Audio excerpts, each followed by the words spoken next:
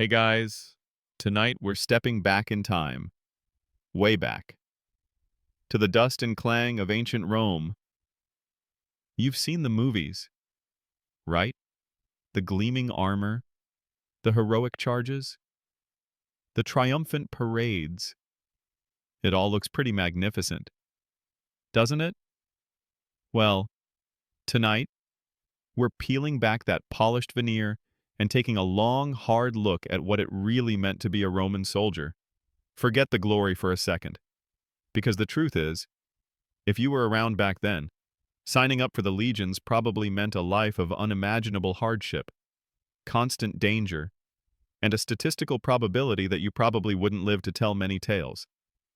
So, before you get comfortable, take a moment to like the video and subscribe, but only if you genuinely enjoy what I do here. Let me know where you're listening from and what time it is for you. Now, dim the lights. Maybe turn on a fan for that soft background hum, and let's ease into tonight's journey together. You stand on the bustling streets of Rome, or perhaps in a dusty provincial town, a young man with dreams of glory, or perhaps just a gnawing hunger in your belly. The recruiting sergeant, with his booming voice and a chest full of medals, paints a picture of honor, of defending the Republic or the Empire, of a steady wage and a glorious retirement. He speaks of camaraderie, of being part of the greatest fighting force the world has ever known. You hear the whispers of rich spoils, of fertile lands in distant provinces, of a life beyond the monotony of your current existence. The recruitment banner, emblazoned with the eagle of the legion, flutters proudly in the breeze, a symbol of power and prestige. You imagine yourself, years from now, a seasoned veteran, respected and wealthy, telling tales of daring deeds to your grandchildren. It's a compelling vision, especially when compared to the backbreaking farm work or the meager wages of an artisan. You might even feel a surge of patriotism, a desire to serve Rome, to be part of something larger than yourself. This isn't a quick decision. It's a life-altering one. You weigh your options, limited as they often are. Perhaps your family is struggling, and the enlistment bonus, however small, could be a lifeline. Maybe you're an orphan with no prospects. And the army offers a structured life, a place to belong. Whatever your reasons, you find yourself walking towards that sergeant, a knot of anticipation and trepidation in your gut. The moment you sign those papers, or perhaps more accurately, put your thumbprint on the wax tablet, your old life begins to fade. You're no longer just you. You are now Miles, a soldier of Rome. The initial rush of excitement quickly gives way to a stark reality check. The gleaming armor you envisioned. It's nowhere in sight. Instead, you're issued a rough tunic, heavy boots, and a sagum, a simple wool cloak. The first few days are a blur of paperwork. Basic medical checks, though medical is a generous term for what largely amounts to a quick once-over, and rudimentary instruction. You quickly learn that discipline is not just encouraged, it is absolutely paramount. Orders are given, and they are to be followed without question, without hesitation. Your individuality, something you might have clung to in your civilian life, is slowly but surely stripped away. You are now part of a unit, a cog in a vast, efficient machine. As you stand with your fellow recruits, a motley collection of farmers, laborers, and the desperate, you begin to grasp the sheer scale of the commitment. You're not signing up for a few years. You're signing up for 25 years of service. 25 years. Think about that for a moment.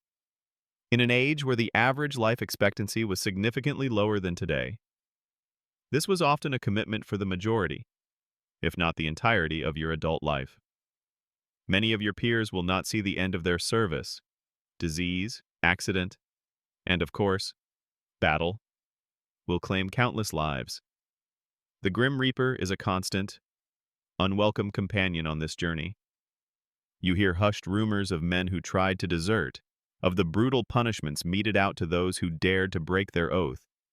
The sacramentum, your oath of loyalty, is not just a formality, it is a sacred bond, punishable by death if broken. This stark reality quickly sinks in, chilling any lingering romantic notions you might have had. You are quickly introduced to the concept of the contubernium, your 8-man tent squad. These are the men you will eat with, sleep with, march with, and fight alongside for years to come. They become your surrogate family, your brothers in arms. There's no privacy, no personal space. You learn their quirks, their habits, their fears, and they learn yours. This forced intimacy quickly forges a bond, a sense of shared destiny. You'll depend on them, and they on you, in ways you can scarcely imagine right now. This is a crucial aspect of Roman military success, the unit cohesion, the absolute reliance on the man next to you. Each man understands that his survival, and the survival of the unit, depends on the strength and discipline of every other man. Your days immediately become a monotonous cycle of drills and physical labor. You begin to understand that being a Roman soldier isn't just about fighting, it's about building, digging, and marching. You're handed a shovel as often as you're handed a sword. You learn to dig ditches, construct fortifications, and clear land. Your hands, once soft, quickly become calloused and rough. You learn to march, not just for a few miles, but for dozens, sometimes even hundreds, of miles, under the blazing sun or in the pouring rain, laden with equipment. The legendary Roman march isn't just a testament to their endurance, it's a fundamental part of their strategy, allowing them to rapidly deploy forces and surprise enemies. You feel the constant ache in your feet, your back, your shoulders. Every muscle in your body protests, but you push through, because stopping is not an option. The centurion's sharp gaze, or worse, his Viticus a vine stick, is a powerful motivator. You also begin to learn the basics of Roman military discipline, which is legendary for its severity. It's not just about following orders, it's about absolute obedience, even to commands that seem illogical or dangerous. The smallest infraction can lead to harsh punishment. You watch as a fellow recruit is beaten for failing to clean his equipment properly. You see another forced to stand for hours in the scorching sun, holding heavy stones, for falling out of formation. These aren't just disciplinary actions.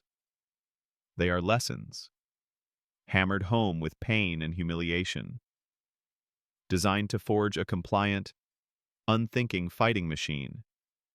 This constant pressure, this omnipresent threat of punishment, shapes you, molds you into the soldier Rome demands. The historian Livy famously remarked on the Roman military's strict discipline, noting that the Roman army was more to be feared for its discipline than for its courage. This academic debate still lingers among historians. Was it the innate bravery of the Roman soldier, or the brutal efficiency of their training and discipline, that truly made them so formidable? You discover that your uniform, though simple, is incredibly demanding to maintain. Your boots must be kept in good repair, your cloak clean, your meager personal effects in order. This isn't just about appearances, it's about readiness. A poorly maintained kit can mean the difference between life and death on the battlefield. You learn to mend your own clothes, to polish your metal fittings with sand, to stretch and oil your leather. There's a curious little detail you might not know. Roman soldiers sometimes used urine to clean their tunics due to its ammonia content, which acted as a bleaching and cleaning agent. Not exactly glamorous, is it? The food, too, is a far cry from the feast you might have imagined. You're largely living on frumentum, a type of coarsely ground wheat, which you often have to grind yourself. This is supplemented with whatever is available locally, perhaps some dried meat, cheese, or vegetables. The diet is bland, repetitive, and often insufficient for the sheer amount of physical exertion you're undertaking. You learn to appreciate every scrap, every meager portion. There are no fancy meals here, just fuel to keep the machine moving.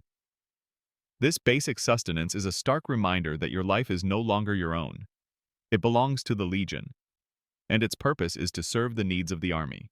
As the days turn into weeks, and weeks into months, the initial shock begins to wear off, replaced by a dull ache of exhaustion and a growing sense of resignation.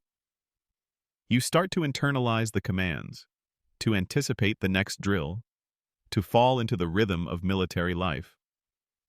The individuality you once possessed recedes, replaced by the collective identity of the legion. You are a Roman soldier now, body and soul, the outside world.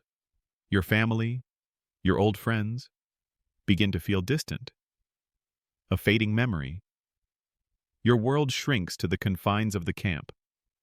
The faces of your contubernium and the unwavering presence of your centurion. The concept of the legionary's pace becomes second nature to you, a rhythmic stride that allows armies to cover vast distances efficiently. Even under heavy loads, you learn to move as one, a vast human centipede snaking across the landscape, an unyielding force of nature. Your back aches, your feet blister, but you keep moving, because that is what a Roman soldier does. You are being forged, not just into a fighter, but into an unbreakable component of Rome's military might, an anonymous but essential part of the empire's vast and powerful machine. You are losing yourself. Yes, but in doing so, you are becoming something far greater, something enduring. You wake with the sun, or often, long before it. The ground, even with a thin mattress of straw, is unforgiving beneath your weary bones. The air is often damp, thick with the smell of unwashed bodies, stale food, and the ever-present scent of earth. Your contubernium stirs around you, a symphony of grunts and rustling cloth. There's no time for lingering, no moments of quiet contemplation. The centurion's whistle, sharp and insistent, cuts through the morning chill, signaling the start of another relentless day. This is your life now, a constant cycle of physical exertion and mental fortitude.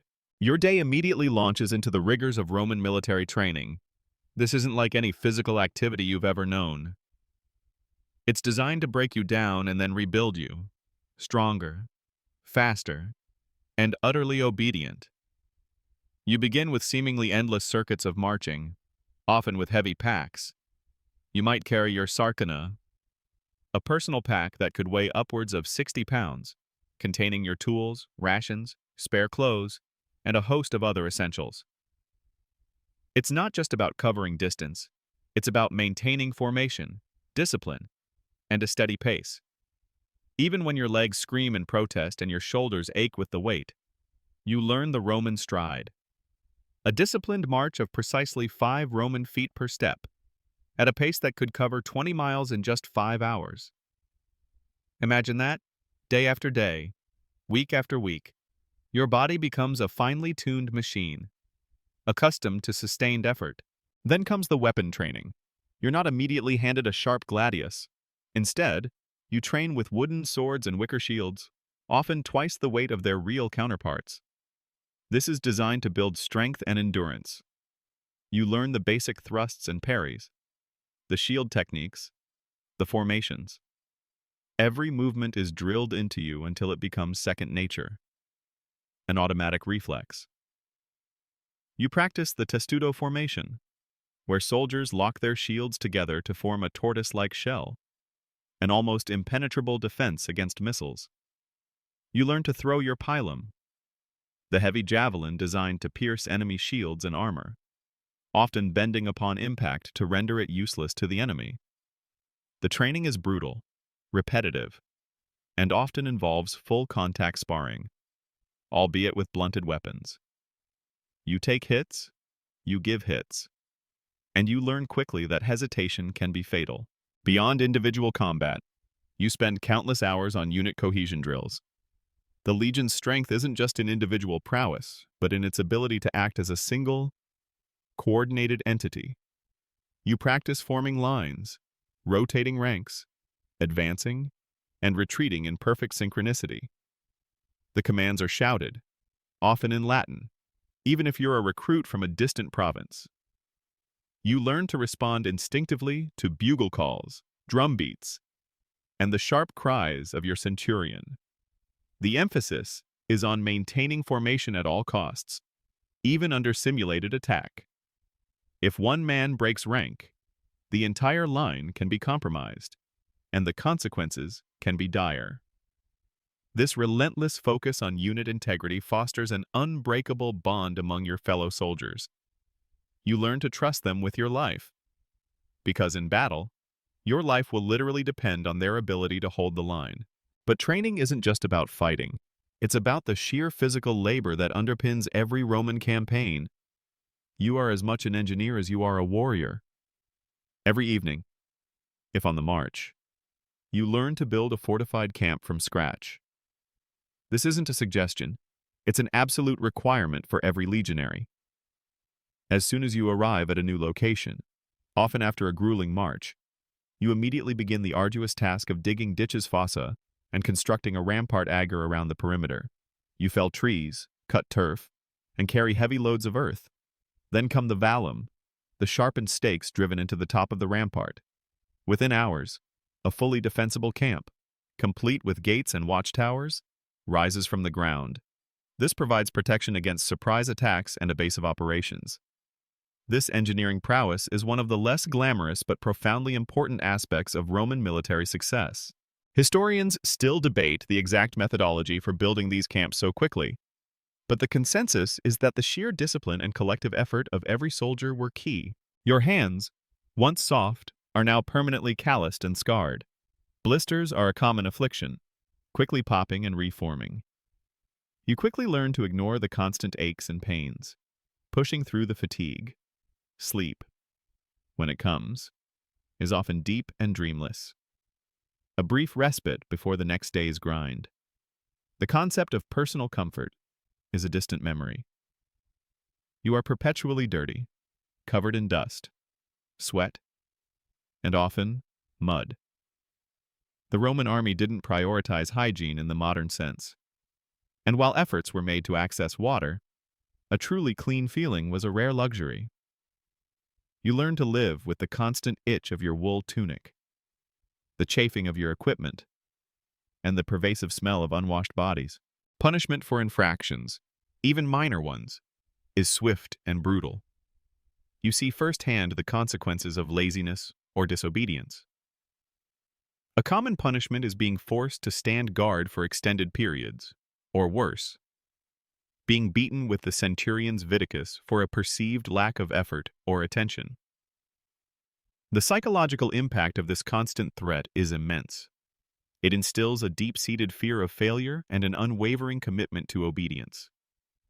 You learn to anticipate your superior's demands, to move before you are even ordered, to become a living extension of their will.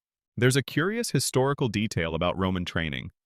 Roman soldiers were often taught to trust their shields and move towards the enemy, rather than flinching away. They were instructed to always maintain eye contact with the enemy, even in the chaos of battle. This goes against natural human instinct to protect oneself, demonstrating the intense psychological conditioning they underwent. This focus on aggressive forward movement was a cornerstone of their tactical success. You are taught that the best defense is an overwhelming offense, a philosophy that permeates every aspect of your training. Another less-known fact is the importance of swimming in Roman military training. While not every legionary was a proficient swimmer, many were, and legions often trained near rivers or coasts. This skill was vital for crossing water obstacles during campaigns and for building temporary bridges, a testament to the versatility expected of a Roman soldier. Imagine having to construct a bridge after a grueling march, then swim across a cold, fast-flowing river, all while carrying your equipment. It speaks to the incredible physical demands placed upon these men. Through it all, a strange camaraderie begins to form. You share jokes, grimly humorous observations about your predicament, and the occasional forbidden gossip about the centurion. These moments of shared misery, these fleeting glimpses of humanity amidst the relentless grind, become vital. Your contubernium is your world, and the men within it become your family. You learn to rely on each other, to push each other, to cover for each other's weaknesses. This bond, forged in the crucible of hardship, is one of the most powerful aspects of legionary life. It's what allows men to endure unimaginable suffering and face terrifying odds. The historian Tacitus, describing the mutiny of the Pannonian legions, noted that they were united in their grievances as they had been in their long and arduous service.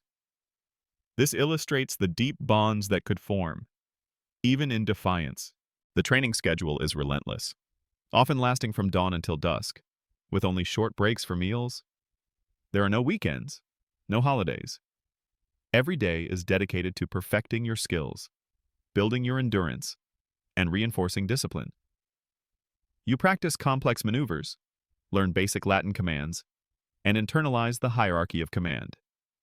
You learn to address your superiors with strict formality, and to expect nothing less from your subordinates once you've advanced.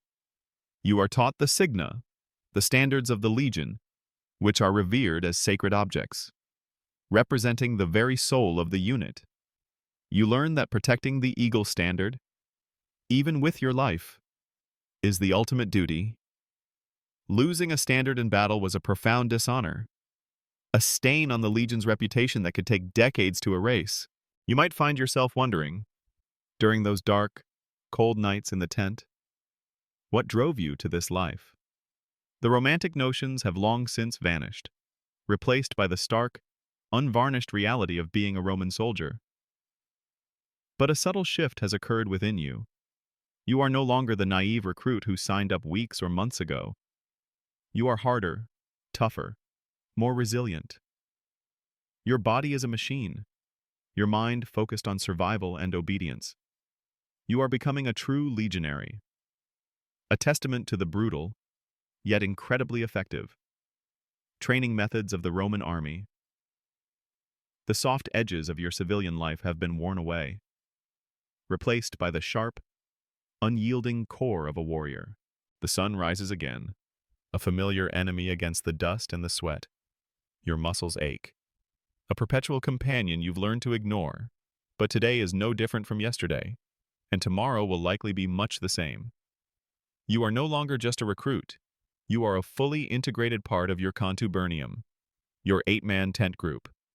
These are the faces you see first thing in the morning and last thing at night. There's no escaping them. And frankly, you wouldn't want to. They are your immediate family, your support system in this brutal existence. You share everything: your meager rations, your cramped sleeping space, your complaints about the centurion, and the occasional burst of gallows humor that keeps you sane. Life in a Roman military camp, whether temporary on the march or semi-permanent during a campaign, is a masterpiece of efficiency and strict routine. Every legionary has a specific role, a duty that must be performed without fail.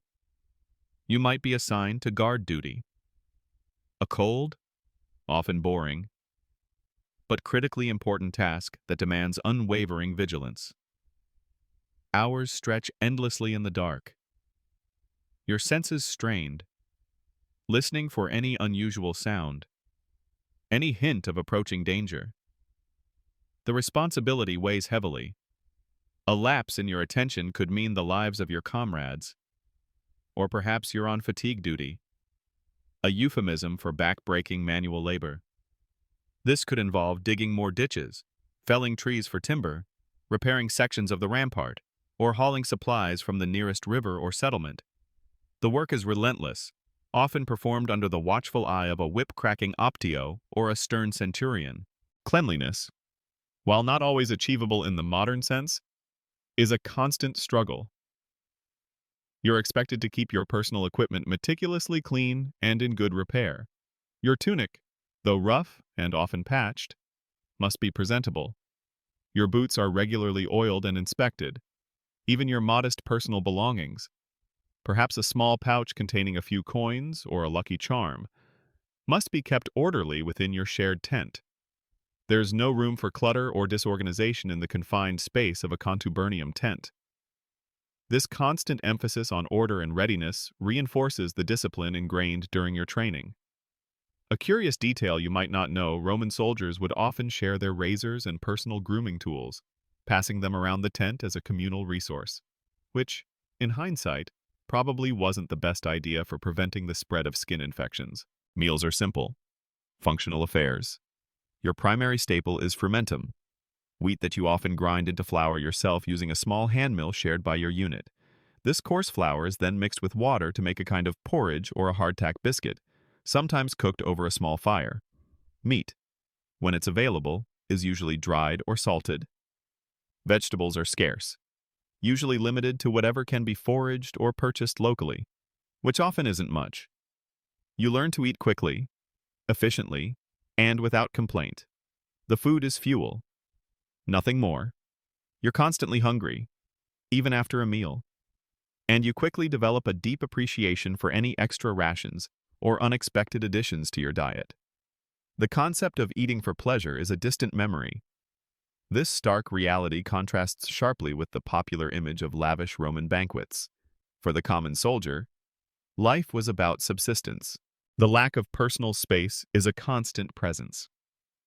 8 men sharing a small leather tent means you are always in close proximity. You hear every cough, every snore, every whispered conversation.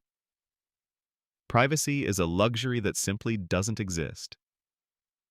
This forced intimacy, while initially uncomfortable, eventually fosters a deeper bond. You learn to read your comrades' moods, to anticipate their needs, to offer silent support.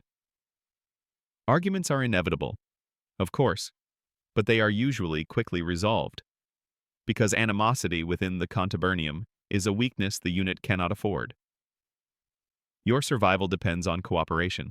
Even when not directly engaged in combat, the threat of disease is ever present, perhaps even more so than the threat of battle. Poor sanitation, close living quarters, and a diet often lacking in fresh produce make soldiers highly susceptible to illnesses like dysentery, malaria, and various fevers. Roman medicine, while advanced for its time, was still rudimentary by modern standards. You see comrades fall ill, their bodies racked by fever, and often, despite the efforts of the camp's medical staff, they don't recover. The sight of a man coughing up blood or writhing in pain is a grim reminder of your own mortality, a pervasive fear that hangs over the entire camp. The average legionary was more likely to die from disease than from an enemy's sword. This unglamorous truth is often overlooked in heroic narratives. Entertainment in camp is minimal and often consists of simple pleasures. Gambling with dice is a popular pastime, though often forbidden by officers. Soldiers might play board games like Ludus Duodecim Scriptorum, a game similar to backgammon. Storytelling, sharing news from home, or singing songs are common ways to pass the time during the precious few hours of rest. You learn to cherish these small moments of reprieve, these fleeting diversions from the harsh reality of your daily existence. Sometimes, a traveling merchant might venture into camp, offering a chance to buy small luxuries like wine, dried fruit, or even a piece of jewelry. If you have any spare coins, these transactions are often a chance to briefly connect with the outside world. Discipline extends beyond physical tasks and battle drills. Maintaining the proper hierarchy is paramount. You learn to obey not just your centurion, but also the optio, his second-in-command, the tesserarius, the guard commander, and the various principals, junior officers, and NCOs. Respect for authority is hammered into you from day one. Questioning orders or showing insubordination can lead to swift and severe punishment, ranging from beatings with the viticus to reduction in rank or pay, or even decimation in extreme cases of collective disobedience. A terrifying thought, where 1 in 10 soldiers of a unit are executed. This brutal system ensured loyalty and absolute adherence to command. One aspect of daily life that often surprises people is the emphasis on practical skills beyond soldiering. While you might not be building complex siege engines every day, you learn basic carpentry, masonry, and even surveying. Every legionary is expected to contribute to the construction and maintenance of infrastructure, whether it's a bridge, a road, or a new fortress? This incredible versatility is a hallmark of the Roman army. You learn to work with your hands in myriad ways, adapting to different materials and challenges. You might even find yourself developing a surprising aptitude for a particular craft, a skill that could prove invaluable if you ever survive your 25 years of service. The constant movement of the legion means that you are often on the march, covering vast distances across varied terrain. You become accustomed to the rhythmic thump of your heavy boots, the creak of your pack, and the monotonous beat of the marching drums. There's a particular kind of exhaustion that settles deep in your bones after days, or even weeks, of continuous marching. Your feet ache, your shoulders burn, and sleep becomes an obsession. You learn to catch naps whenever possible, even during short halts. Your body trained to seize any opportunity for rest. The physical toll is immense, yet the legion presses on, an unstoppable force. Historians still debate the optimal marching speed of a Roman legion, with various estimates ranging from 15 to 25 miles per day, depending on the terrain and the urgency of the mission. The stamina required was truly extraordinary, as the days blur into weeks and months. The lines between your personal identity and your role as a Roman soldier begin to dissolve. Your previous life becomes a faint echo. Your new reality is the camp, the march, the drills, and the faces of your comrades. You are no longer just a man. You are a unit of power, a piece of Rome's vast military machine. You have adapted, survived, and against all odds, found a way to endure. You are hardened, calloused, and deeply integrated into this strange, demanding, and often brutal existence. You are a Roman soldier, and this is your boring, endlessly repetitive, and utterly exhausting daily life. The relentless cycle of camp life, drills, and marches continues, grinding away at any remaining softness you once possessed. Now, let's talk about something truly fundamental to your survival, something that fuels every grueling march and every brutal training session: your daily rations. Forget any romantic notions of feasts or culinary delights. For a Roman soldier, food is purely sustenance, a necessary fuel for the human machine. Your primary source of calories, the very bedrock of your diet, is wheat, or fermentum. You're not getting finely milled flour. This is coarse grain, often needing to be ground by hand using a small, heavy millstone that your contubernum shares. Imagine, after a full day of marching or digging, having to expend more energy to prepare your own food. This wheat is typically boiled into a thick, gritty porridge palmentum, or mixed with water and baked into hard, unleavened biscuits or bread. These biscuits are often so hard they could chip a tooth, earning them the nickname dental torture among modern historians. They're designed for longevity, not taste, and can survive weeks or months of travel in your pack without spoiling. You learn to break them down with water, or simply gnaw on them, developing an iron jaw and a stomach of steel. Meat is a rare luxury, not a daily staple. When it is available, it's usually in the form of dried or salted pork, beef, or mutton. Fresh meat is almost unheard of unless you're stationed near a major supply depot or happen to be on campaign in particularly fertile territory where livestock can be requisitioned or acquired. This preserved meat is often tough, chewy, and heavily salted, requiring soaking to make it even remotely palatable. Sometimes, you might get a bit of cheese, likely a hard, aged variety that also travels well. This provides a crucial source of fat and protein, a welcome break from the monotonous grain. Vegetables are even scarcer, depending heavily on the season and location. You might get some dried beans, lentils, or peas. Fresh vegetables are a true treat, often foraged from the local area, or, if you're lucky, bought from a passing merchant. Think wild onions, garlic, or perhaps some root vegetables. This lack of fresh produce leads to nutritional deficiencies, a silent enemy that plagues the legions. Scurvy, caused by a lack of vitamin C, was a common scourge, weakening men and making them susceptible to other illnesses. The irony isn't lost on you. You could survive a battlefield, only to be taken down by a lack of a simple orange. Historians still debate the extent of scurvy's impact on Roman campaigns, but it's widely accepted as a significant drain on manpower. Water is, of course, absolutely essential. You quickly learn the importance of finding clean sources, often boiling water if possible. Though this is a luxury not always afforded on the march. You carry a water skin or a small wooden canteen, always vigilant about keeping it full. Contaminated water sources were another major cause of disease in the camps, leading to outbreaks of dysentery that could decimate a unit faster than any enemy army. Remember, there's no modern sanitation, no widespread understanding of germ theory. You simply hope for the best and try to avoid the stagnant pools. Beyond the main rations, the soldier's diet could be supplemented by what was known as pulmentarium, a general term for anything eaten with the grain, which could include bacon, cheese, or even small amounts of wine.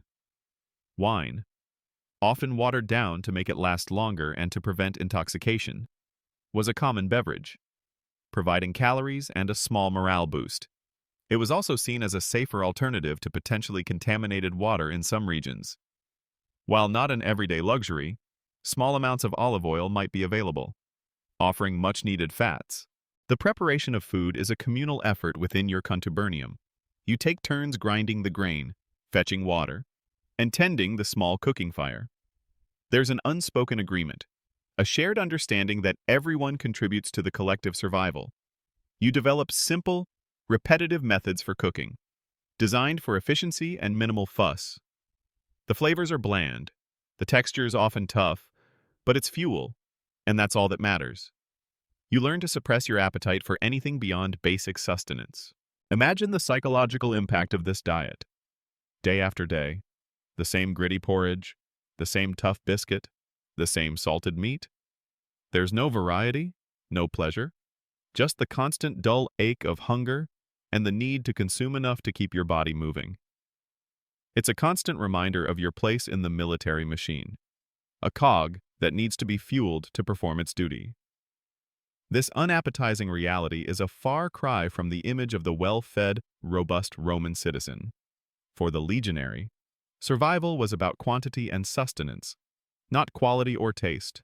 Sometimes, if the legion is stationed for an extended period, or if you're particularly lucky and have some savings, you might be able to purchase additional food from local markets or vendors who follow the army.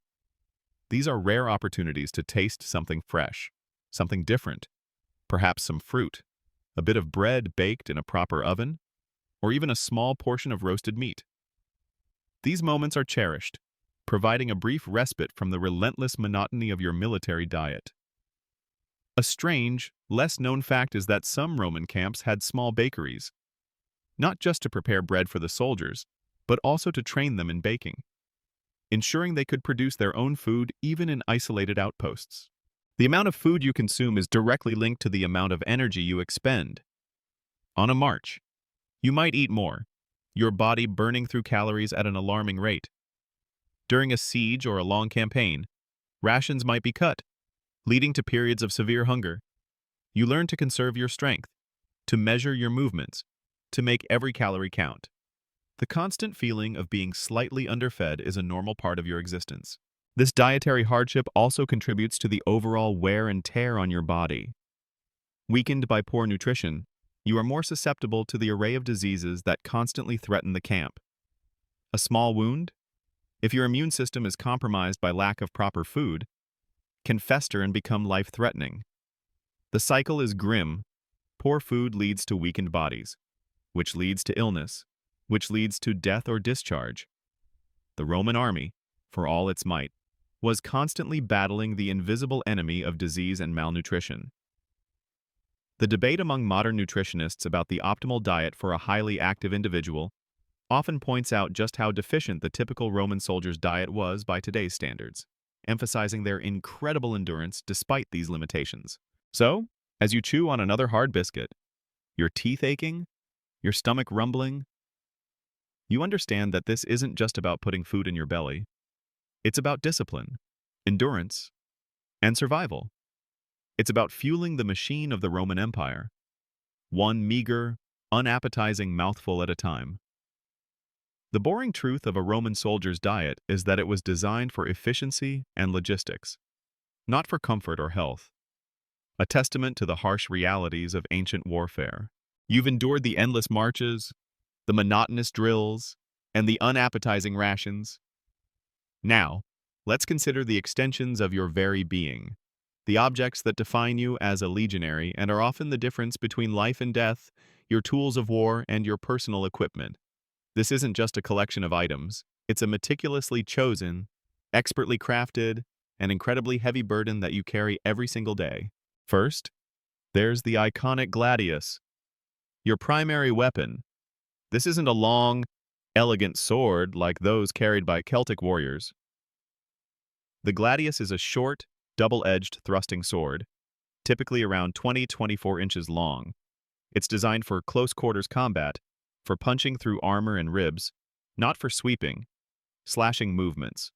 You're trained to thrust, not to hack, to deliver quick, lethal blows. It's a brutal, efficient tool, and you spend countless hours practicing with it, your movements becoming fluid and instinctive. You also carry a smaller pugio, a dagger, as a last resort or for utility tasks. This could be used for anything from opening ration bags to a desperate, close-in fight. Then comes your scutum, the massive, curved rectangular shield. This isn't just a defensive item, it's an offensive weapon in itself, made of layered wood, covered in leather, and often reinforced with metal. It's heavy, weighing around 15 to 20 pounds, but incredibly strong. You learn to use it not just to block blows, but to push, shove, and unbalance your opponents, opening them up for a fatal thrust from your gladius. It's integral to the testudo formation, the famous tortoise shell of shields that could advance even under a hail of arrows. The scutum is your mobile wall, your personal fortress, and you become intimately familiar with its weight and balance. It's often painted with unique legionary insignia, a point of pride and identification. Next, you have the pilum, your heavy javelin. This is a truly ingenious Roman invention. It's designed with a long, thin iron shank and a pyramidal head, attached to a wooden shaft. The genius lies in its construction when it hits an enemy shield. The iron shank, being softer than the head, often bends or breaks, rendering the pilum useless to the enemy. This means they can't simply throw it back at you. Moreover, it embeds itself so deeply in a shield that it forces the enemy to discard the shield, leaving them vulnerable.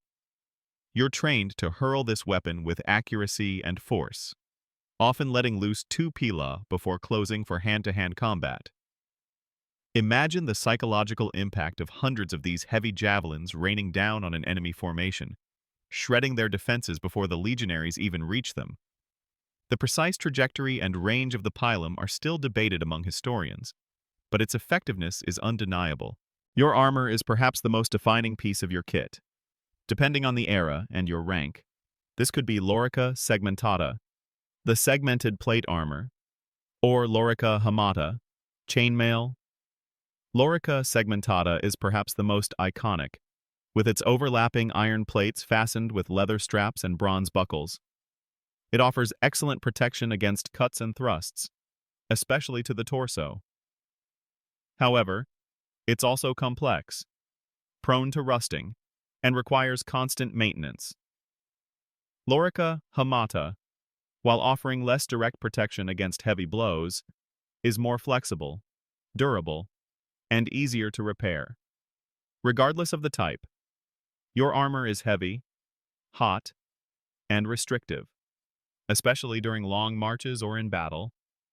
But it's your shield against death, a layer of metal that you trust with your life. You spend hours oiling it, polishing it, and replacing worn straps or rings. Underneath your armor, you wear a simple tunic made of wool, often red or undyed. On your feet, sturdy caligae, hobnailed sandals designed for marching long distances and providing excellent grip on varied terrain. These aren't just sandals, they're heavy-duty footwear, sometimes weighing several pounds each. And you learn to repair them yourself, replacing the iron hobnails as they wear down. The constant clatter of thousands of hobnailed boots on the march would have been an unmistakable sound, announcing the legion's approach. Beyond your weapons and armor, you carry an impressive array of utility tools. This includes a small pickaxe or spade dolabra for digging ditches and building fortifications, a saw, a basket for carrying earth, a cooking pot, a water skin, a small hand mill for grinding grain, and a sickle for cutting forage. All of this is bundled onto a furka, a long pole with a fork at one end, allowing you to carry your heavy pack sarcina over your shoulder. The sarcina itself contains your personal rations, spare clothing, and any other small personal effects. It's a truly staggering amount of gear, with the total weight often exceeding 60 to 80 pounds, sometimes even more. Imagine marching 20 miles a day, under a hot sun, with that much weight strapped to your back. The phrase Roman soldier is almost synonymous with walking pack animal. The maintenance of your equipment is a constant, unending task. Every piece of armor must be cleaned and oiled to prevent rust, every weapon sharpened, every strap checked for wear. Your centurion inspects your kit frequently, and any lapse in maintenance is met with swift, often painful, punishment. This isn't just about appearance. It's about ensuring that every soldier is fully combat ready at all times. A rusty sword could break, a worn strap on your shield could give way, and in battle, these failures mean death. This meticulous attention to detail is a fundamental reason for the Roman army's legendary efficiency. A little-known fact is that Roman soldiers were also expected to be proficient in rudimentary first aid. While dedicated medical staff were present in larger legions, every soldier carried basic bandages and knew how to apply them to stem bleeding or dress minor wounds. They also carried small pouches of medicinal herbs or salves, passed down from folk remedies. This self-reliance was crucial in the chaotic aftermath of battle, where professional medical help might be hours or even days away.